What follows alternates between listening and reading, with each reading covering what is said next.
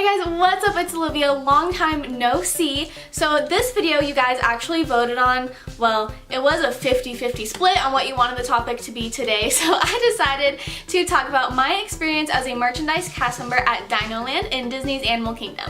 I'm going to talk to you about the different training I went through just in general as a cast member, and then merchandise, and then Dinoland specifically. I'm going to show you my costumes and then also talk to you about what an average day in the life / week in the life was like as a merchandise CM. Now another video coming soon is going to be about my personal thoughts and emotions and experience doing the college program for a second time. So this one I'm going to try to do more like fact, like what happened, and then put just a little bit of emotion in there. So my first 2 days of training as a Disney World cast member were the same as everyone else's. I had traditions one day, the next day I had welcome to operations. Now the second part of my welcome to operations class, last time I had welcome to entertainment, this time was welcome to merchandise. And welcome to merchandise, my memory is that it was like 45 minutes long. It could have been like up to 2 hours perhaps, but in my mind, it was like 45 minutes long. They showed a very quick presentation about the different roles in merchandise, such as stock and HOH, which stands for Heart of House,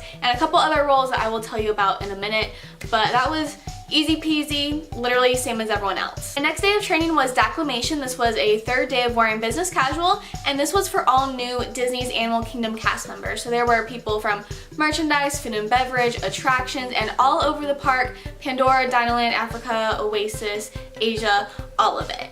In this training, we learned about Disney's Animal Kingdom. We learned about how it actually is an accredited zoo by the AZA, and it does have the highest accreditation that zoos can get. So that's pretty cool that Disney treats their animals well and they have that really specific accreditation. We also took a tour of Animal Kingdom. We had 2 facilitators who told us different things about the park, really just said, here's Asia, here's Africa, here's this ride, whatever. Now at the end of this day is when we went to costuming and got our costumes. For Dinoland, we have 3 costumes, and I will show you them and explain why as I talk about the roles on my days of training. But it took me so long to actually get my costumes, and then from here on out, pretty much I was in costume. So day 4 of training was in Dinoland itself. So we had a group of maybe like 4 of us, but so there was me who had never been merchandise before, never even literally been to Dinoland before.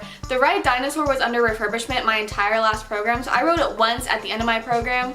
Riding that ride, exiting the gift shop and heading out was the only times I had been in Dinoland before ever in my life. So we had me, who was brand new. We had one of my friends, Lauren, who actually worked at Dinoland merchandise last time. She literally knew our facilitators and everything. And then the other 2 girls were transferring from Epcot and now coming to Dinoland for a while before they go back to Epcot. It's a thing, I'm not going to go into it. But yes, so everyone else had worked merchandise before, and one girl had even worked in Dinoland. So this day was basically like, welcome to Dinoland, and so we walked around, we went to the different backstage areas. It was all very confusing. It was all just about trying to start to get oriented to a different space, but I'll tell you what, I was so confused at first because in Dinoland, I had training on all these different days, but we have regular rotation shifts, which are in the gift shop, Chester's, and Hester's. Then also actually the games that are in that area, even though recreation gets all the money from it and determines the ticket sales and all of that, we sell the tickets and we work the games. Dinoland also has something called Glo shifts, and they do those all over the park. So during the day, if you see someone with a cart outside with water and spray bottles, whether it's in Dinoland or any other part of Animal Kingdom, that is also a Dinoland cast member. And then Night Glow is what it's called when you sell all the things that glow, pretty much. So like the ears, the wands, the dinosaur wands, the bubble wands, all of that is Glo. So we learned where we hold everything for that, all the merchandise, and if you're a stalker, where you'd go to get the merchandise for there. There's also stocking shifts, and for stocking, you don't know where you're going to be put for stocking, i.e. Glo, rotation, games, or photo. Now photo was one of my favorite shifts, and that was actually working the gift shop, the Dino Institute gift shop. That is the exit of the dinosaur ride. So day 1 was pretty much just walking around all these different locations and them telling us, this is our cast members, these are our cast members, these are our cast members. Now after this welcome to Dinoland, we had another day of business casual, and this day we were actually at Disney University, and this was Welcome to Merchantainment. Now, Welcome to Merchantainment is where we learned how to work the cash register, the different types of credit cards that Disney takes in, like Visa, MasterCard, JCB. We learned some other rules that they have about like when to ask for ID and all of that. Just basically getting an introduction to the system. I will say, I feel like in this training, Welcome to Merchantainment, after being a merchandise cast member, I think this training does need to be tweaked a little bit. I feel like they spent time on topics that are obsolete now, and they didn't spend enough time on things that we encounter on a daily basis. So I think that training could be tweaked a little bit, but oh, another big thing we learned that day was don't steal from the company. They showed us videos of employees like stealing money out of the cash register, all this horrible stuff. So that day you learn a little bit about how to work the cash register, but mainly don't steal from the company. Alright, so that was 5 days of training already. 5 days of training. Now we're on day number 6, and this was my first day in rotation. So on this day, you have a trainer. I was with 2 other girls and my trainer, and they taught us, again, how to work the cash register, how to work the POS system, which is point of sale. Just the computer, all the buttons on it, what they do. They taught us how to do shipping forms and receipts, how to bag an item. There's a certain way that you take the item, put it through like a Mickey ear, staple it, put it through, staple it, and then staple like the green form on it a certain way. To get sent from the park or to the resort or wherever you're shipping it. This day was pretty cool because we actually did get to work the cash registers. We got to work with guests. We got to get taken to the different outside locations and work on that as well. And something in Dinoland that they have is they have people, like third-party people who do face painting and who do caricature art, but we are the ones who like ring up the receipts and like take the money for that, and then we work it out with them at the end of the night. But yeah, we learned how to do that, which was pretty cool. The next day of training was stock training, which I feel like we didn't really do anything this day. It's really hard to get stock trained when you already have people stocking. It's hard to get trained in general when you already have a full staff of people doing the job that they're supposed to do and who knows what they're doing, and you gotta still be efficient and all of that, and then trying to like jump in and like learn how to do it. So we sort of learned how to stock. There's a bunch of different stocking positions. So in Dinoland, there's, like I said, photo stock. So up at the Dino Institute, there's cart stocking. So we actually do have 4 different carts outside around Dinoland. There's stocking just backstage at the store, and then I think someone else takes the stuff from backstage and places it on the floor. There's also game stalkers, and then there's also glow stalkers. So what was pretty hard about stocking day is the stock training is built into the other days. So when I got trained on photo, that's when I kind of got told more about stocking for photo. When I got trained for glow, that's when I got told more about stocking for glow, even though we had this whole day devoted to stocking. So that was a little weird. And again, I just want to make clear, this is nothing against any of my trainers at all. I just think like training does need to be tweaked a little bit, because after stocking, I was afraid to take a stock shift. I had one and then traded all my other ones away. My next day of training was photo training, which was, I'm really glad that I did photo training and got scheduled photo so much. This is again at the Dino Institute.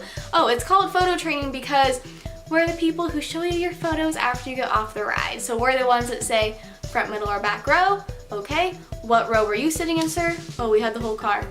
Okay, sir, but you do have a brightly colored shirt. It helps me if I can search for a brightly colored shirt. What row were you sitting in, sir? The 4th one. All right, I'm gonna look in the last row. There's only 3 rows. So you do that, and then you learn how to put the photo on their pass or a photo card, which are 2 different things, or how to print out the photo, run that transaction, get them a digital download. There's all these different things. Something that was difficult about photo is, since you're a photo location, people think you're a photo pass and try to ask us general photo pass questions. And so I had to inform them, I'm merchandise, I can, answer questions about the photos here, but if you have questions about any other photos that you've taken at any other location or any other day, you're gonna have to go to a photo pass location. And most guests were totally fine with that, but that was something that I had to learn in photo. At the Dino Institute, when you exit the ride, there are the big TV screens on the top, like every single ride has.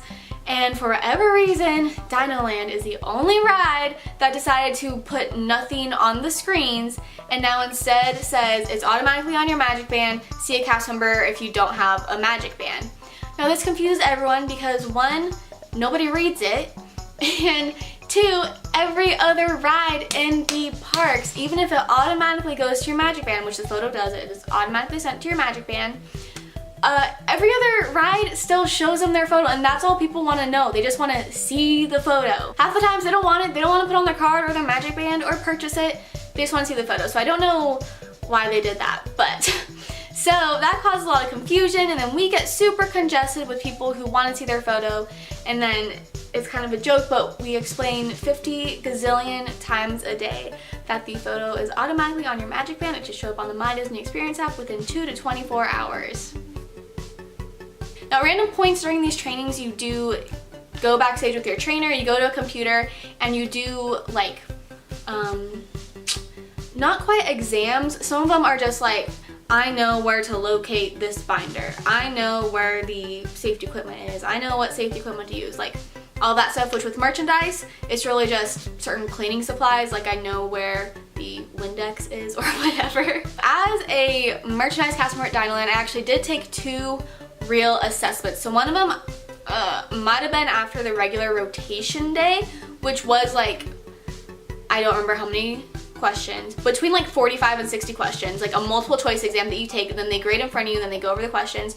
Same thing for photo. There was an actual questionnaire. I was not expecting to take 2 assessments for merchandise, but because we were trained in so many different specialty things, we did have to take exams for that. My next day of training was Glo Training, and so I had an evening shift, and so me and one other girl had a trainer, and we all worked like the same cart. A big part of Glo Training is you get cash apron trained, so you get taught how to count your money at the beginning of the night, and then how to like place it in your little pockets, how to turn it in at the end of the night, then also how to take inventory of your cart beforehand, how to set it up, how to take inventory afterward. So Glo days are really weird because since once you go out, you can't come back in, you have to take your break at the beginning. So we actually started the shift on our 30-minute break, and then we went out for, I don't know, like 4 or 5 hours, however long the shift was. That day was honestly fine. Me and another girl basically danced with bubble wands near the entrance of Rivers of Light, which is the evening show at Animal Kingdom.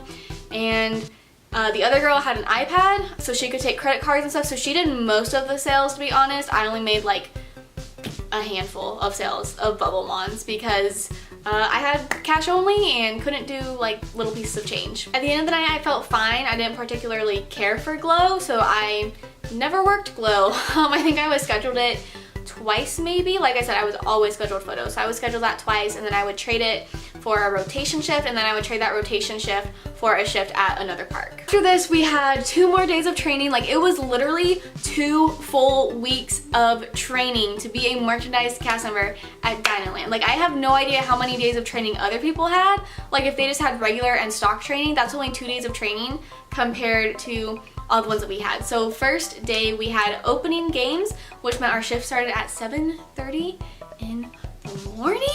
I think it started at 7 a.m. in the morning, and the bus lines for Animal Kingdom this time, you could get there at 6:01 or 7:01.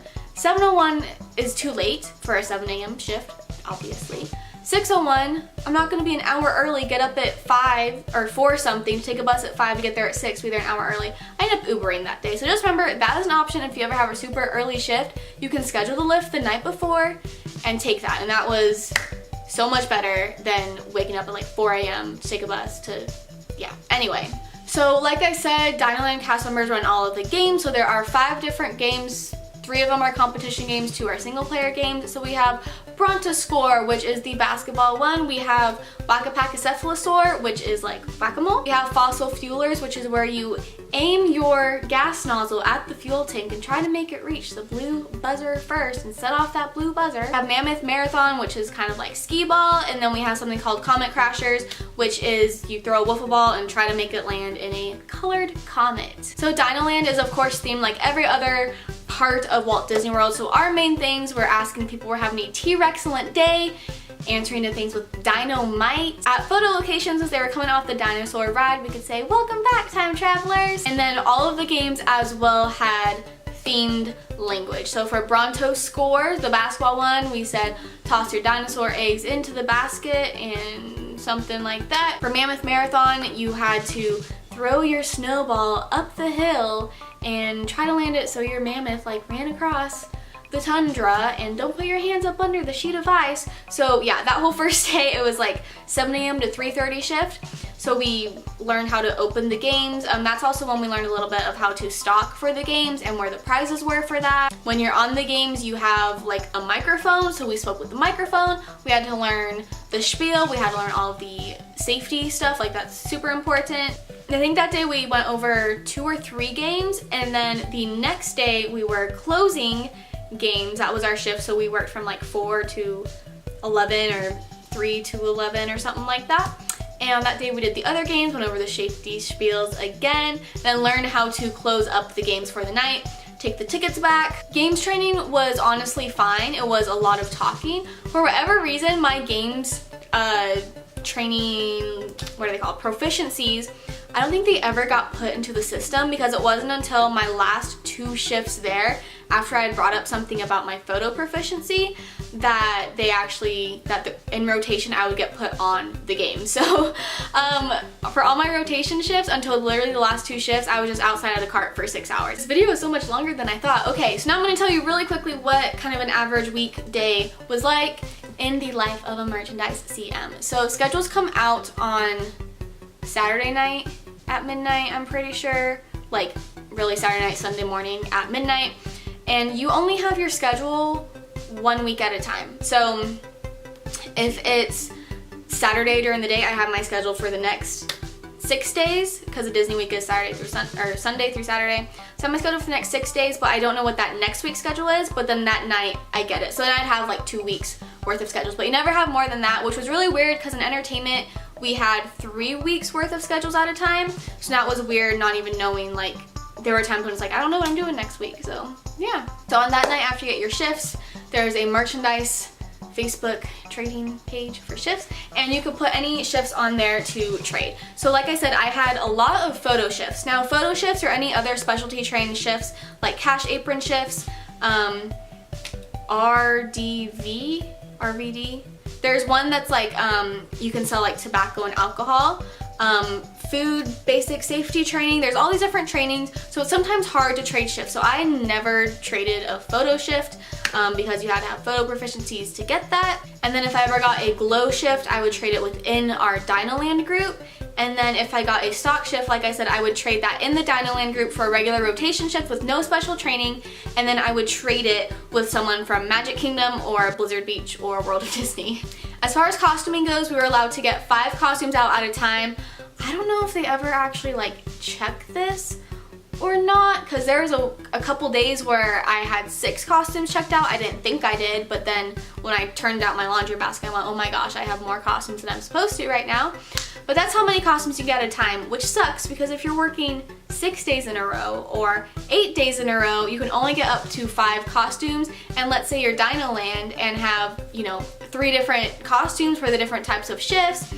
It's hard to go, okay, which ones am I gonna double up on? And then, okay, what can I just wash at home and wear? And yeah, so it was definitely a blessing having the commons this time around, because so often all of us were just putting our costumes in there and washing like 2 costumes at a time because we can only check out so many. So if I was on a photo shift, for example, that's where I met my friend Trista, by the way. She's an attractions cast member at Dinosaur, and the merchandise cast members share a break room with the attractions cast members. So I actually got to know a lot of the college program girls this time around because of Trista, and we're actually really close friends, because literally that's all I was. I was only photo shifts for like a month. I was only photo. People were shocked to see me in other parts, and when I did get a rotation shift that I wasn't able to trade for another location, like my managers were like, oh, you're never down here. Like, I haven't seen you in a really long time. Like, I didn't know where buttons were for things because I didn't know what we sold. I was never down there. So on that day, you could get sent to gallery, which is just the regular cash register side, or the photo side,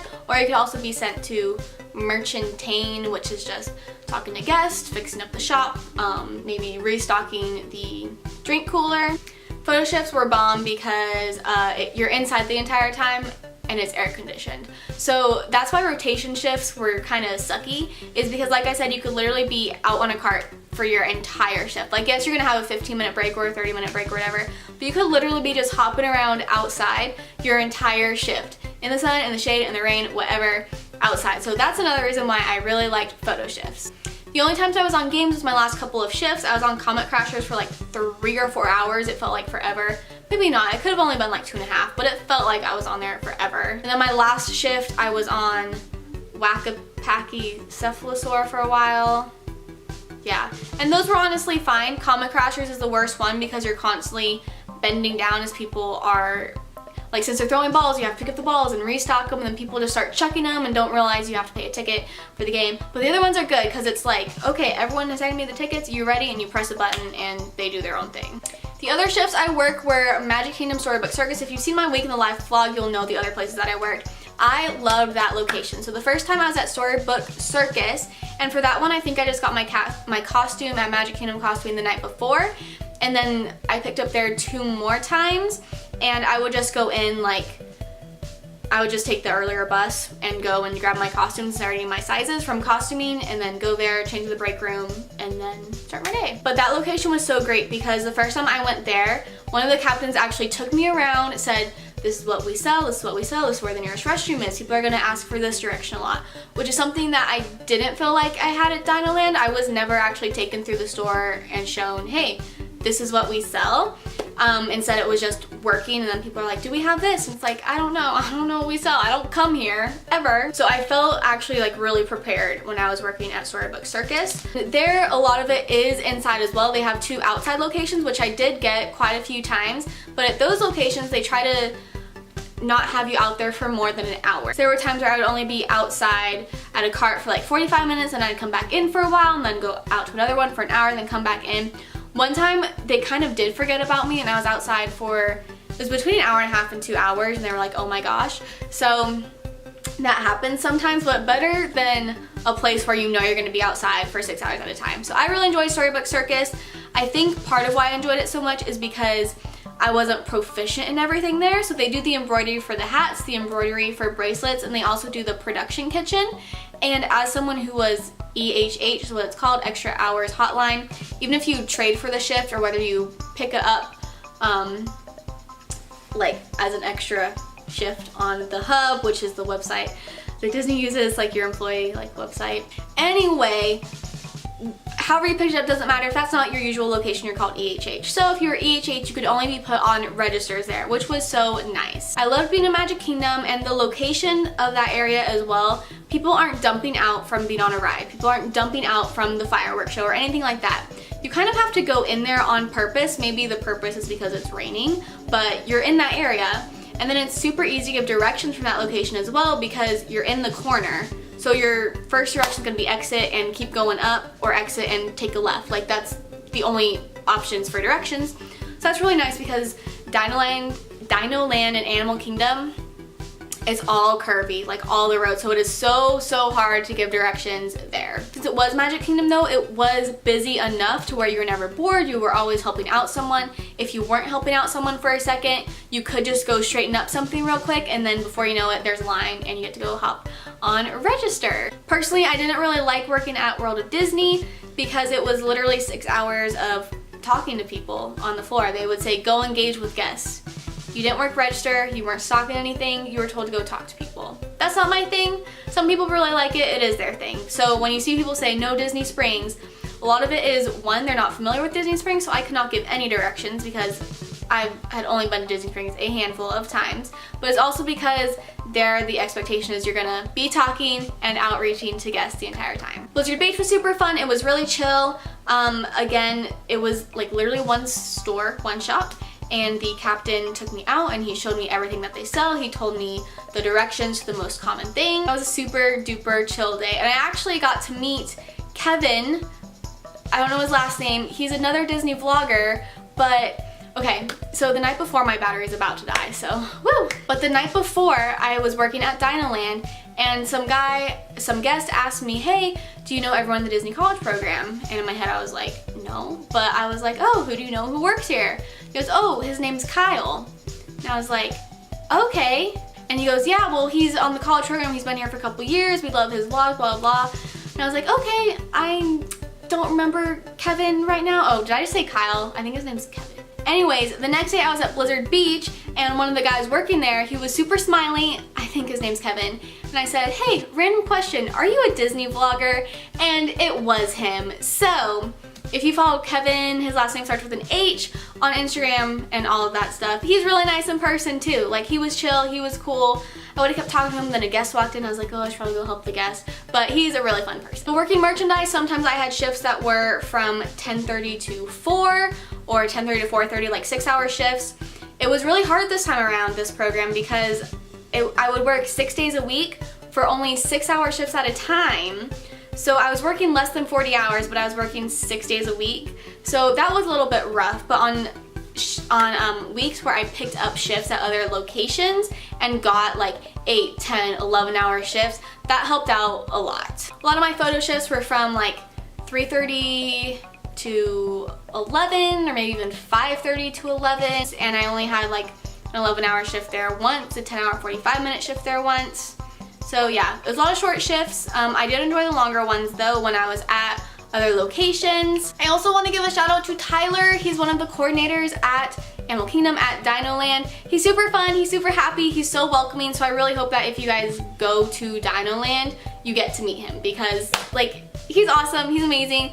I feel bad for giving him the shout out in like the last like 2 minutes of the video, but hi Tyler, miss you. Anyways, this red flashing battery light is stressing me out. So I think that's all I really have to say about merchandise training and being a merchandise cast member. I was shocked at how many $100 bills I was handling every single day, and that is a good thing. In training they did tell us, hey, like, look out for counterfeit stuff, but at the same time a lot of people will try to break 100 like early in the day, so that's very normal, so I was glad they told me that. Did have one instance where I thought I got a counterfeit bill, and my leader came out and he wasn't even sure either, so he like did something to it and was like, okay, this is real, but I see why you think it wasn't real, because it looked fake. It looked so fake. It looked warped and twisted, but it was real. Yeah, lots of saying the same thing over and over again. I really liked working cash register because I could have a quick 2-minute conversation with a guest. What I did not like was having to go out and like, go talk. That's hard for me. I don't like just approaching people. Like, if you're coming to me for something and like I know like scan your credit card is gonna take a couple minutes, like then we can talk for a minute. I can ask you how your day's going, where you're staying, what rides you've been on, whatever. But just approaching people, did not like that part of merchandise. Anyways, I hope you guys enjoyed this video. I hope you enjoyed learning about what being a merchandise cast member was like, what training was like. As far as learning the POS system and everything, don't worry about that at all. Like, literally on day 1 of actual training and rotation, I understood it, I got it. Yes, it takes a couple of days to learn everything again, but that part is honestly the easy part of merchandise training, so don't worry about that. Okay, thanks for watching this video, guys. Next week will be about my honest experience about doing the program for the second time. So have a wonderful day. Remember to keep dreaming out loud, and I will see you guys next time. Bye.